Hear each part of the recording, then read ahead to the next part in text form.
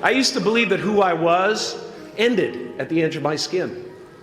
I have a saying, beware the unloved, because they will eventually hurt themselves or me. Sometimes I think that's the only thing that's important, really, It's just letting each other know we're here, reminding each other that we're part of a larger self. Fear is going to be a player in your life, but you get to decide how much.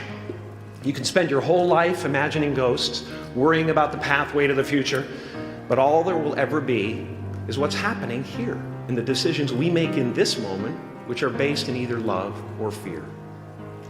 So many of us choose our path out of fear disguised as practicality. What we really want seems impossibly out of reach and ridiculous to expect, so we never dare to ask the universe for it. I'm saying I'm the proof that you can ask the universe for it. My father could have been a great comedian, but he didn't believe that that was possible for him. And so he made a conservative choice. Instead, he got a safe job as an accountant. And when I was 12 years old, he was let go from that safe job. And our family had to do whatever we could to survive. I learned many great lessons from my father, not the least of which was that you can fail at what you don't want. So you might as well take a chance on doing what you love. I watched the effect of my father's love and humor and how it altered the world around me. And I thought, that's something to do. That's something worth my time. When I was about 28, after a decade as a professional comedian, I realized one night in LA that the purpose of my life had always been to free people from concern, just like my dad. And when I realized this, I dubbed my new devotion the Church of Freedom from Concern. How will you serve the world? What do they need that your talent can provide? That's all you have to figure out. As someone who's done what you're about to go and do, I can tell you from experience, the effect you have on others is the most valuable currency there is. Everything you gain in life will rot and fall apart, and all that will be left of you is what was in your heart. I did something that made people present their best selves to me wherever I go. I am at the top of the mountain, and I was, and the only one I hadn't freed was myself, and that's when my search for identity deepened. I wondered who I'd be without my fame. Who would I be if I said things that people didn't want to hear? You already know who you are. And that peace that we're after lies somewhere beyond personality, beyond the perception of others, beyond invention and disguise, even beyond effort itself. You can join the game, fight the wars, play with form all you want, but to find real peace, you have to let the armor go. Your need for acceptance can make you invisible in this world. Don't let anything stand in the way of the light that shines through this form. Risk being seen in all of your glory.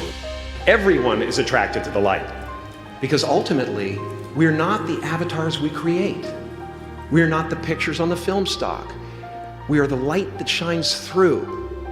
All else is just smoke and mirrors, distracting, but not truly compelling.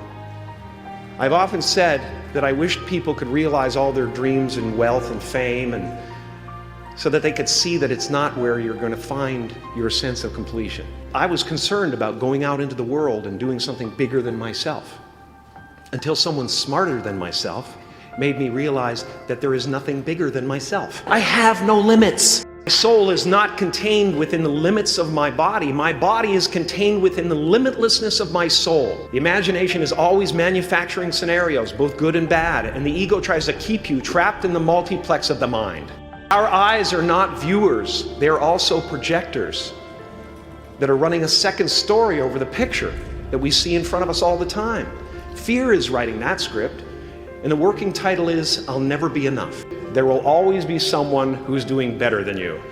No matter what you gain, ego will not let you rest. It will tell you that you cannot stop until you've left an indelible mark on the earth, until you've achieved immortality. How tricky is this ego that it would tempt us with the promise of something we already possess? Relax and dream up a good life. Because life doesn't happen to you, it happens for you.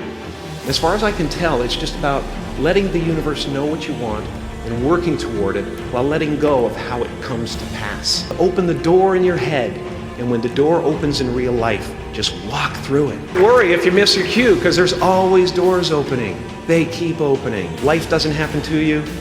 It happens for you. You'll come up with your own style. That's part of the fun. Oh, and why not take a chance on faith as well? Not religion, but faith. Not hope, but faith. I don't believe in hope. Hope is a beggar.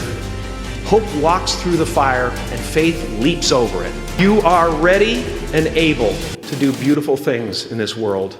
And after you walk through those doors, you will only ever have two choices: love or fear.